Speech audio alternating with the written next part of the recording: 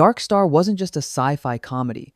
It was a student film on steroids, a $60,000 fever dream born from sleep deprivation, cheap beer, and the existential dread of the Vietnam War. Behind the cardboard sets and the beach ball alien lay a production so grueling and bizarre, it felt like a real mission into deep space. It was a film that broke its creators, psychologically and financially, and accidentally birthed one of the most terrifying movie monsters in history. What audiences saw as a hilarious low-budget romp was, in reality, a pressure cooker of artistic madness, a testament to what happens when you give a group of brilliant, broke film students a camera and tell them to go to the edge of the universe. Today, we're opening the airlock on the secrets of this cosmic joke. Here are 15 shocking facts about Dark Star, and stick around for a bonus fact about the film's most iconic prop that will blow your mind. Number 15.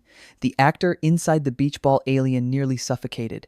The film's most iconic creature wasn't just a cheap effect, it was a death trap. The alien was, famously, a large, inflatable beach ball painted with red spots. But what you don't see is the actor, Nick Castle, who would later go on to play Michael Myers in Carpenter's Halloween, crammed inside a tiny, airtight, plexiglass dome underneath it. The dome had no ventilation holes. During the takes, the heat and lack of air became so intense that Castle would start to pass out. The crew would have to rush in, crack the dome open, and drag him out to gasp for air between takes. What makes this so terrifying is that it was happening for the sake of a cheap laugh. The creature wasn't just a goofy prop, it was a collapsible coffin, and the actor's genuine panic and struggle for breath are visible on screen, a moment of real horror hidden in plain sight within a comedy. Number 14. Co-writer and star Dan O'Bannon had a complete mental breakdown. The film's creative engine wasn't just running on fumes, it was careening into a complete psychological collapse. Dan O'Bannon, who co-wrote the script, co-starred as the hapless Sergeant Pinback, and was responsible for all the film's special effects, was pushed to the absolute brink. Working around the clock for months with no money, no sleep, and the immense pressure of doing everything himself, he suffered a severe mental and physical breakdown. He became paranoid, depressed, and physically ill. The experience was so traumatic that it directly inspired his screenplay for Alien. He has explicitly stated that the story of a crew trapped on a spaceship with a murderous creature was born from his feelings of claustrophobia, helplessness, and rage while making Dark Star. The film wasn't just a creative project for O'Bannon, it was a nightmare factory that almost destroyed him, but in the process, gave birth to a horror masterpiece. Number 13. The film was a student project that got wildly out of control. Dark Star wasn't just a low-budget feature, it was a University of Southern California student film that mutated into a monster. John Carpenter and Dan O'Bannon originally created a short, 16-minute version as their thesis project at the University of Southern California School of Cinematic Arts. It was so impressive and full of potential that a small production company, Jack H. Harris Enterprises, gave them $60,000 to expand it into a full-length feature. The problem was, they gave them the money but no real oversight. Carpenter and O'Bannon, suddenly with more resources than they'd ever had, but still far less than they needed, pushed the concept to its most absurd limits. The film wasn't just a movie. It was a student experiment that escaped the lab, a testament to what happens when ambition wildly outstrips budget and experience. Number 12. The sets were so flimsy they literally fell apart. The film's futuristic interior wasn't just cheap, it was actively disintegrating during filming. The interior of the Dark Star spaceship was built primarily from scraps of plywood, cardboard, and plastic sheeting found in a studio dumpster. The computer panels were made from plastic ice cube trays and calculator keypads. During takes, actors would accidentally bump into walls, causing entire sections of the set to wobble or collapse. The emergency airlock door was so poorly constructed that it would get stuck constantly. What makes this so darkly funny is that the set's decrepit state perfectly mirrored the ship's own decay in the story. The film wasn't just taking place on a broken spaceship, it was filmed inside one. The danger wasn't just from aliens, it was from tetanus. Number 11. The film's bleak, nihilistic tone came from the Vietnam War. The film's signature blend of cosmic boredom and existential dread wasn't just a sci-fi trope, it was a direct reflection of the era's malaise. Carpenter and O'Bannon have both stated that the film's tone, the sense of a pointless, endless mission with no clear purpose, was a direct allegory for the Vietnam War. The crew's apathy, their cynical humor, and their desperate desire to just go home were the feelings of a generation of young men who felt trapped in a conflict they didn't understand. The film wasn't just a comedy set in space. It was a war movie without a war, a story about the psychological cost of a mission with no end in sight. The darkness at the heart of Dark Star is the darkness of a nation at war with itself. Number 10. The Phenomenology Lecture was real philosophy made absurd. One of the film's most bizarre and memorable sequences, the dead Commander Powell's video lecture on phenomenology and existentialism, wasn't just nonsense. Dan O'Bannon, a well-read and intelligent man, pulled heavily from the works of real philosophers like Martin Heidegger and Jean-Paul Sartre. He took their complex ideas about consciousness, being, and reality and filtered them through the lens of a decaying, senile space commander. The result is a lecture that is both profoundly philosophical and completely absurd. What makes this so brilliant is that it works on two levels. It's a hilarious parody of academic jargon, but it also contains genuine philosophical ideas. The scene wasn't just a joke, it was a cleverly disguised philosophy lesson delivered from beyond the grave. Number 9.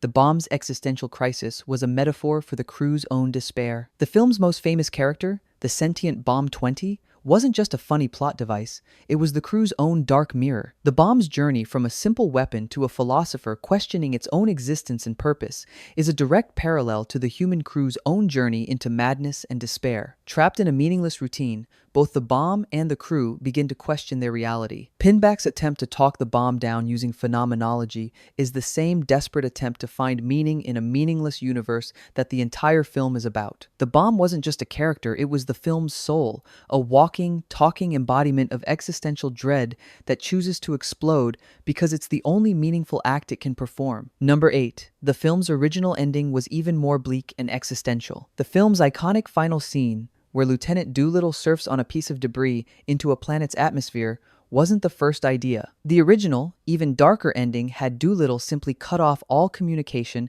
and drift alone in the void of space forever, choosing to embrace the ultimate nothingness rather than face a meaningless return to Earth.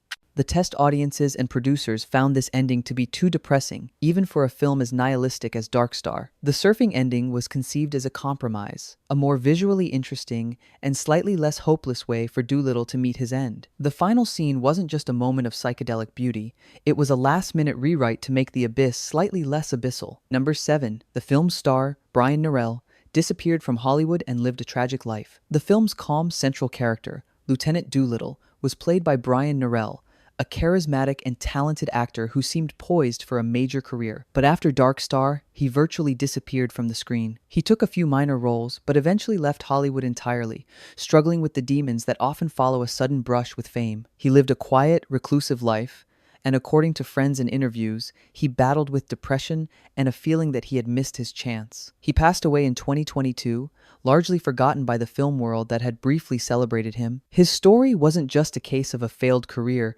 it was a quiet, tragic epilogue to the film's themes of missed opportunities and existential drift, a man who, like his character, seemed to get lost in space. Number 6. John Carpenter composed the iconic score on a shoestring budget. The film's minimalist, electronic score wasn't just a creative choice, it was a necessity born from poverty. With no money to hire a composer, John Carpenter created the entire soundtrack himself using borrowed synthesizers and early, primitive electronic equipment. He would spend hours in a small room, layering simple, repetitive Moog synth lines to create the film's eerie, atmospheric, and oddly funky score. The theme song, Benson, Arizona, was sung by John and his friends under the band name Martin Wood and the Flat Tire Band. The score wasn't just music, it was a DIY masterpiece, a sonic blueprint for the style of minimalist, synth-driven scores that Carpenter would become famous for in films like Halloween and Escape from New York. Number 5. The special effects were created in a kitchen and a garage. The film's groundbreaking special effects weren't created in a high-tech studio, they were cooked up in the most mundane of locations. Dan O'Bannon, handling the effects on a budget of virtually zero, created the planet sequences using a painted beach ball, the planet, Christmas lights for stars, and a fog machine he bought at a party store, all filmed inside a blacked-out garage. The psychedelic hyperspace tunnel effect was created by filming through a tube filled with oil, water, and aluminum glitter. The effects weren't just clever, they were a masterclass in low-budget ingenuity, proving that creativity is more important than cash. The universe of Dark Star wasn't just filmed, it was cobbled together with household items and pure imagination. Number 4. The film's initial release was a critical and commercial disaster. Dark Star wasn't just a cult classic from the start, it was a complete and utter flop. The film was dumped into a few theaters in 1974 with almost no marketing and was met with confused and mostly negative reviews. Critics didn't know what to make of it, calling it amateurish, boring, and incomprehensible. Audiences stayed away in droves. The film was so poorly received that it was quickly shelved and forgotten. It was only years later, after Carpenter and O'Bannon found success with Halloween and Alien, respectively, that Dark Star was rediscovered and reappraised as a quirky, ahead-of-its-time masterpiece. The film wasn't just a success story, it was a resurrection story, a cinematic corpse that was brought back to life by the very success it helped to create. Number 3. The Talking Alien was an unplanned, improvised moment. The film's strangest and funniest moment, the beach ball alien communicating with the crew via a series of unintelligible, phlegmy noises, was not in the script. During the filming of the scene, the actor inside, Nick Castle, was so hot and oxygen-deprived that he started making strange, guttural sounds to try and communicate his distress to the crew. Carpenter and O'Bannon, watching on the monitor, thought it was hilarious and immediately told him to keep doing it. They then had the other actors react to the sounds as if it were a complex alien language. The entire sequence was a happy accident born from an actor's genuine suffering. The alien's dialogue wasn't just written, it was the sound of a man slowly suffocating, which the directors brilliantly turned into comedy gold. Number 2. The film's production was so chaotic it led to a fistfight. The stress and frustration of the grueling shoot finally boiled over into physical violence. After weeks of sleepless nights, technical failures, and creative disagreements, Dan O'Bannon and a producer got into a violent fistfight on set over a creative dispute. The argument, reportedly over a piece of equipment or a scheduling issue, escalated until punches were thrown. The crew had to physically separate them. The incident was a clear sign that the micro-budget production had reached its breaking point. The set wasn't just a creative space, it was a pressure cooker, and the fight was the explosion. The film wasn't just made in a state of chaos, it was made in a state of war. Number 1. The film's core concept was stolen from a college assignment. The foundational idea for Dark Star, a bored, apathetic crew on a long, meaningless space mission, was not originally created by Carpenter and O'Bannon. It was lifted from a rejected film school assignment by another student. While at the University of Southern California, O'Bannon saw a short script or treatment for a similar idea that had been discarded. He and Carpenter took the core concept and expanded it, adding the alien, the bomb, and the philosophical elements, ultimately creating something entirely their own. However, the genesis of the project was, in essence, an act of creative borrowing. The film wasn't just an original vision, it was a brilliant reimagining of someone else's forgotten idea, a fact that adds another layer of dark, cosmic irony to the story of its creation. Bonus fact: the beach ball alien still exists and is a fragile museum piece. The actual original beach ball used to create the film's Alien has survived the decades and is currently in private hands, carefully preserved as a piece of cinematic history. However, it is incredibly fragile. The red paint is flaking, the plastic is brittle, and the plexiglass dome is cracked. It is considered one of the most unique and valuable sci-fi props in existence, precisely because of its absurdity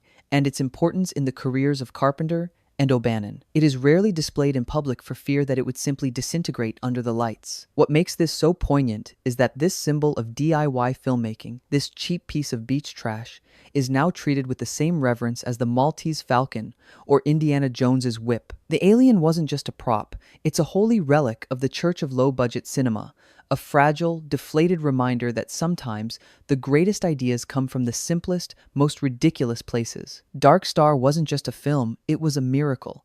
It was a testament to the power of pure, unadulterated creativity in the face of overwhelming odds. It's a film that should not work, but does, brilliantly. Its legacy is not just in its own quirky charm, but in the DNA of the films it inspired. Without the claustrophobia of Dark Star, there would be no Alien. Without its minimalist score, there would be no Halloween. It was a student film that launched two genre legends, a comedy that contained the seeds of a horror classic, and a ridiculous story about a talking beach ball that turned out to be one of the most intelligent sci-fi films ever made. It is, in the end, a perfect film, a beautiful, broken, and hilarious piece of cosmic trash.